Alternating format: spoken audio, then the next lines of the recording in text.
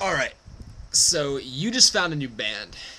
And this new band is a mixture between country rock, techno remixes, screamo, violin solos, and African folk dancers. That's not even a style of music. That's how great it is.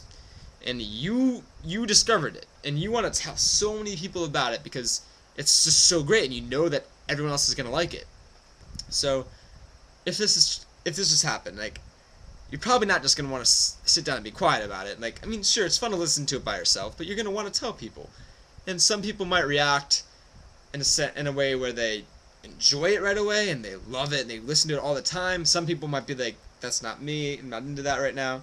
Some people might grow on them after a while. They might at first not like it, and then later on be like, I was wrong, there's folk dancers and the song. Like, how can you not like that? But either way, there's reactions to it, and as a result of you putting it out there.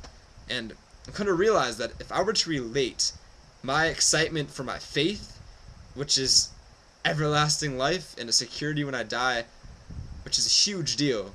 Like, if you really put that on, weigh that out, it's a lot of weight. My hand's down like at the ground right now. That's how much weight there is.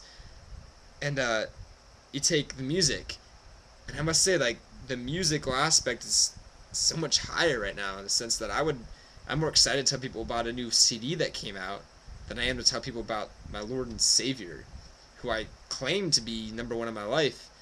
Yet I am more excited about music, which he created, by the way. So I was just thinking, if I could shift that excitement over to my faith and tell people as if I just found a new band that everyone's gonna like, I think I'd have a different, perspective on life, and I really hope I can start doing that. And I realize another thing is I'm also terrified on occasion to tell people about what I believe in for fear that they're gonna reject me or throw something back in my face, tell them that I'm shoving the Bible down their throat. And I must say, as long as you know you're not doing that, as long as you're doing things correctly, like, retaliation is gonna happen. And if you're not being retaliated on, if no one is pushing something back in your face, then you're probably doing something wrong. Because that means you're not reaching out. If you're not reaching out, you're not going to get retaliation. But if you're being retaliated against, that shows that you're trying and that you're putting effort forth. And that you're hitting a sensitive point if they're retaliating to you, which shows that, you're doing something right.